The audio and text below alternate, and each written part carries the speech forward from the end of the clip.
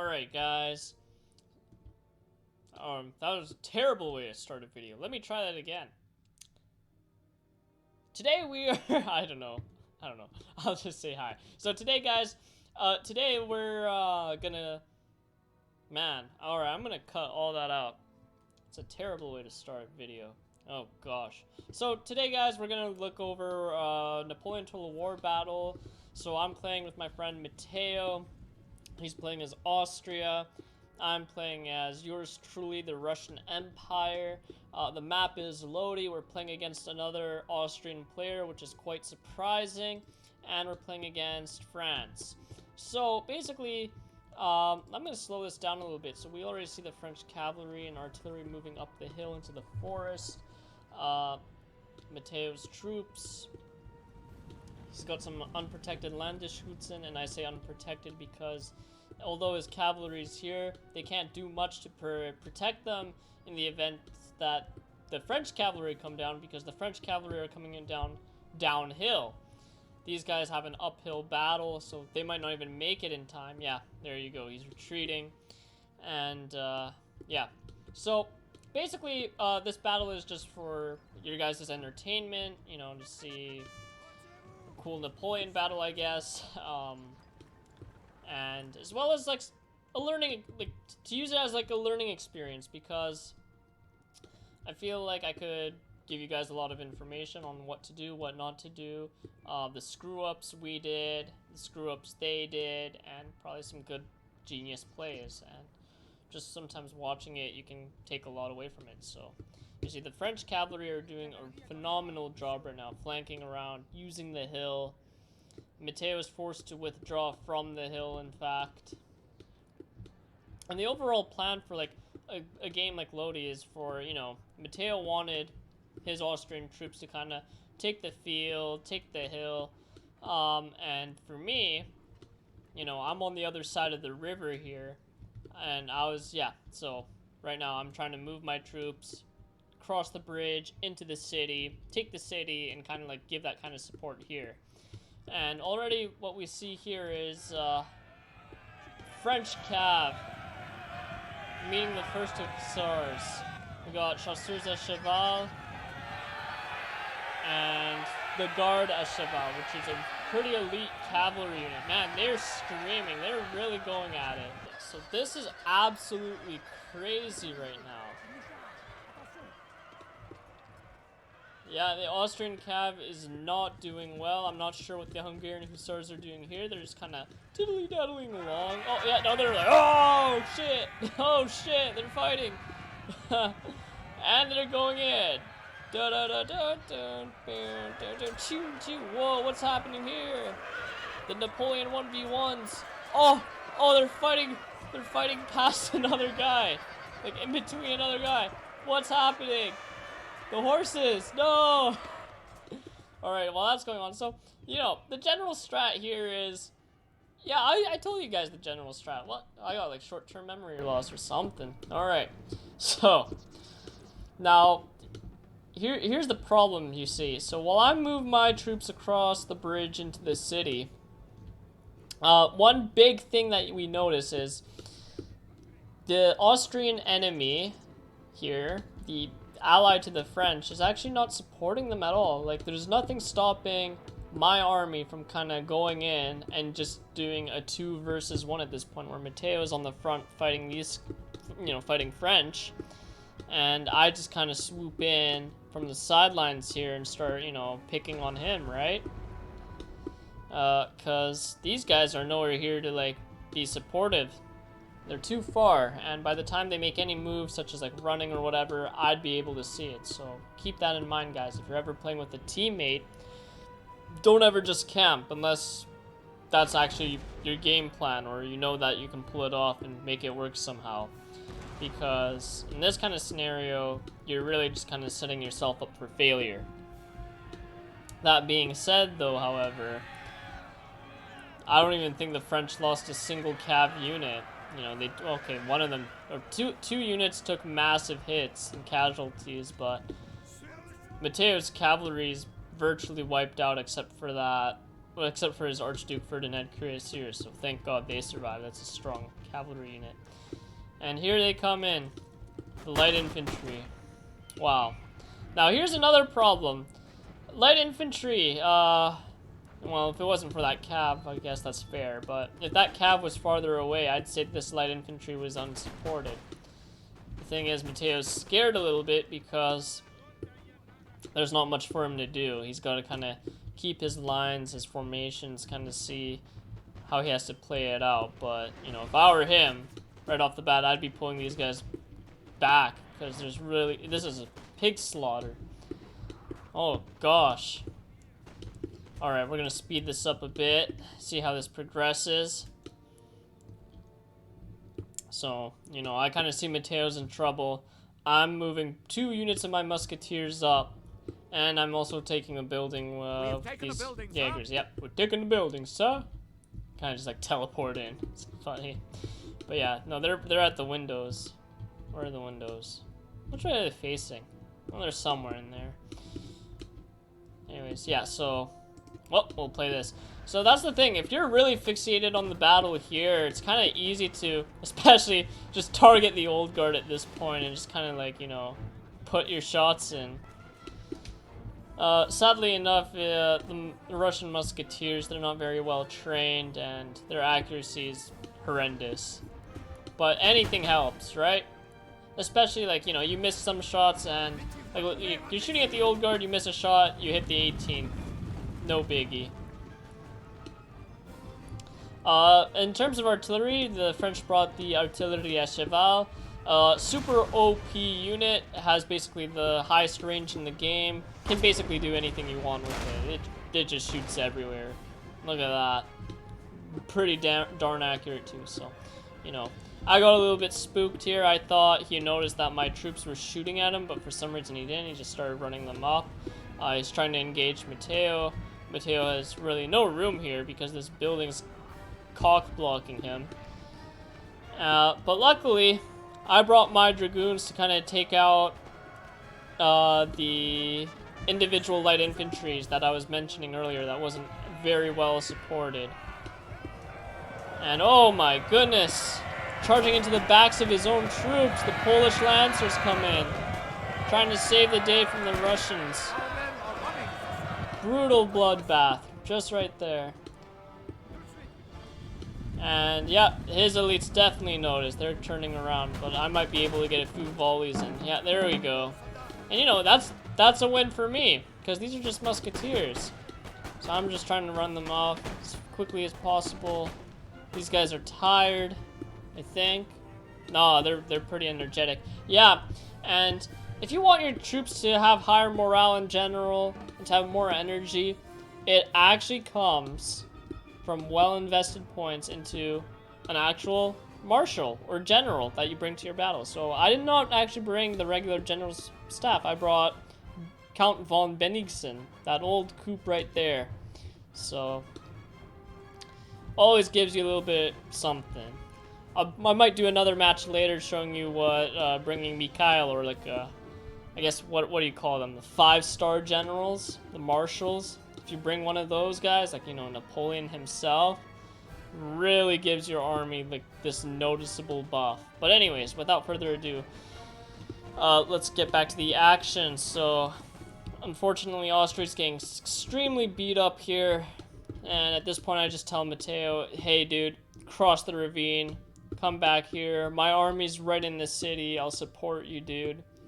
We need to find out. And he's firing his howitzers off right here. And honestly, France does a wise move. Like, there's no point in trying to chase Mateo at this point because I'm right there as well, and his ally isn't. So he's gonna actually retreat and kind of think of like a new way what to do. So far, if I'm to grade, yeah, and you see, you leave your lights. I'm gonna come get him. I'm gonna get him. Am I gonna get him? Nope, I got a bit too greedy there. Alright, that's fine. But, you know, as I was saying, in a game like Napoleon Total War, try not to camp, okay? It might look like we're camping now, but Mateo and I encourage movement, so we're always going to kind of move back and see, okay, what's the next plan? But besides, you know, not trying to camp, is when I mean camp, I mean spawn camp, of course, but you try and pick your battles, Napoleon, you know? See what works for you. So, for me, honestly, I should have mobilized my army faster. That was kind of a missed opportunity. There could have been a lot more dead French bodies here.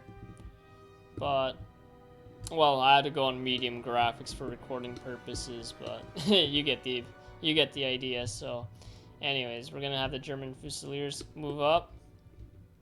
We're gonna try and avenge this massacre. However, the good news is there were some. So this is artillery à cheval. So obviously, you guys know that whenever you bring cheval units, you actually only get 3 out of the 4 cannons for some reason. You can check out my last artillery video on that. So anyways, so at this point I'm saying, okay, I keep some troops here to kind of keep the French at bay, because what the French are doing right now is they're going all the way into the back of the map and they're crossing from behind. Because they think, okay, the Russian army is weak here, I'm going to come attack there. And honestly, it was a little bit weaker. I have, you know, most of my forces overlooking the bridge trying to move into the city and combine with Mateo's army. So another smart move by the French. But, however, it's also a very costly move, because now we're once again back at a 2v1, where the scenario is I'm fighting the Austrians here, the enemy Austrians at least, and Mateo's remobilizing his army. So it's going to be Russian and, you know, Russian and the Mateo Austrians versus these enemy Austrians. So yeah, let's basically see how this plays out. We got some Austrian cav coming up on the right, my right. Nothing a square can't handle, and remember, if you ever have to form a square from a cavalry charge, you try and retreat your Jaegers across or behind the squares as fast as possible. It's okay if they get caught by a few horses, because when this happens, the horses kind of freeze, and that gives your musketeers some chances to land a few shots in. You know, so yeah, look at that. Very good estimate. You know, Mateo's trying to hustle his troops across. I'm hoping they better be running, because I wasn't checking. I was too busy managing my front. Yeah, they're running. They're running. Run faster! Anyways. And now we're kind of like at the exchange of fire here, so I'm trying to regroup my lights.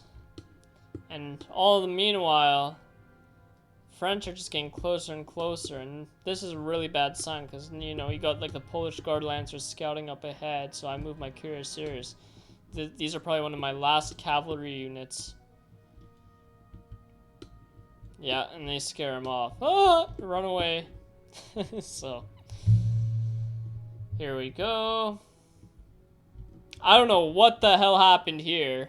My... Sir! Sir! Our general I don't know what's happening. Like, my hussars got stuck here, and two of my cannons decided to commit suicide here for no reason. I frankly don't know what happened. There's no cannon fire there anyways. So anyways, Mateo starts making it over here. And we're back to firing off. Oh my goodness! Canisters! So yeah, this is kind of from lack of experience, you know. This is what happens when you don't watch my artillery video. You start killing your own troops, man! You're shotgunning, shelling them in the face! Oh goodness. Goodness gracious. You know, it's kind of just like, the enemy Austrian is just like, I don't care if my own troops are dying, I gotta hit something. I gotta hit something. Like, he's relying off of France to make some extravagant push, to pincer me from behind, you know. You know, I'm starting to deploy Jaegers on the left, kind of like to take out these German Fusiliers, and biggest mistake I made, I didn't zoom in far enough. So this looks absolutely horrendous as well, because, you know, I'm trying to shoot at these guys, and I'm just gonna be shooting into the hill. So yeah, watch this. Bam! Wow, terrible. Meanwhile, I don't know, my cannons aren't doing much. I don't know where to put them. And I should have acted faster because there's literally enemy cavalry here. But it kind of pays itself off because these Austrian cuirassiers are obviously gonna go for my cannons. But that's not very much of a smart idea considering the fact that Matteo has 2 squares here ready to shoot at them. So in a way, it was a good bait. And let's look back here. So these guys, you know, they're... Wow. Wow, that was loud. Alright. They're shooting into the ground, man. Shooting through the leaves. They're trying to hit something. There's a ridge here. My Russian troops are trying to gain... Yeah, they can see them, so, you know, they can hit. There's a line of sight. Let's see how this plays out. Let's speed it up a bit. Yeah, they're just getting chewed up. Oh, cavalry charged again. You know, you form square. Wow, I don't know. This still somehow broke through the square. But it's fine. You know, 10 out of 45. Matteo brings his Archduke Ferdinand's. Wow, look at that. They kind of saved the day and trample my troops as well. But, you know, it's all worth it. And he's just cleaning it up. My hussars... kind of weak charge, but it's from the back. Oh, and it's Landwehr as well, so they're routing. Meanwhile, the French, you know, they're deploying their artillery à cheval, trying to get any shots they can through the, you know, past the ravine right here. Just chewing up my lines, smashing holes into them. Wow. And you know, Matteo and I were just trying to conquer and defeat the Austrian enemy as fast as we can so we can circle around, cross the river, and start meeting French on this side so then both of my armies can pincer attack them. And that's the overall goal. My goodness, dude, the enemy cavalry keeps coming back for more. I thought they'd run away. So, basically, this is just a little bit of a cleanup here. Somehow, we won this. Didn't look too good for Matteo at all at the beginning. Actually looked quite bad, I'm to be perfectly honest. But hey, that's what makes battles good, am I right? So, now this is scary. I got 2 musketeers fending off from the guard seamen and old guard. The old guard start making it through, and this guy is just pushing up his young guard. I'm panicking, so I'm sending a life guard afoot. You know, the French are attacking, I'm weak. Look at that morale drop. So I do the next best thing. I send in the cuirassiers. The cuirassiers are coming. Ah! You know, the old guard, they don't even see it coming. Even though it's right in front of them. Bam! Woo! Yeah! Let's go! You know, they're fighting. Look at this guy. Oh, he's caught lacking. Oh my gosh, this guy's not defending himself either. And these guys run route. You did well, musketeers. You held long enough. But, you know, allows me to fill in another gap. And that's when you start noticing, oh man, these chasseurs, they're not even, like, really guarded. Like, you know, I released an article on brothersingaming.com. You guys should definitely check it out and read about it. But, you know, it just explains, like, the basics of how you should at least use your chasseurs. But I understand this is a tight kind of area, so, you know, you do what you can. And that was a mischarge. I don't know why I didn't just charge into the guard seaman. But somehow I get past it. This young guard forms square. But that buys these guys some time. I'm marching these guys, these lifeguard up here slowly, because there's no point in running up a hill when it's not in that immediate danger anymore, given that all the old guard just routed and died. So I go for, there you go, the artillery that's been bothering everyone for like basically the entire game, the Polish Guard Lancers as well as the French General. And killing the general early isn't usually a good time to kill them. You want to kill the general at a time where you really could, like, at that exact moment, need the enemy team to actually start routing. So if I were to kill the general right now, all these guys' morale would drop, and that would be the perfect opportunity, rather than just, you know, sniping their general with artillery from the end of the map, even though nothing's happening to their army, so they don't even really suffer that big of a morale shock, you know. You want to kind of like kill generals at an opportunity where a morale shock would be the best, but as you see, using cavalry in their back lines and kind of just like rampaging through their units, left these guys in squares, and once you leave them in squares, they're extremely easy to pick off, you know. It's dense and your shots always start landing, so.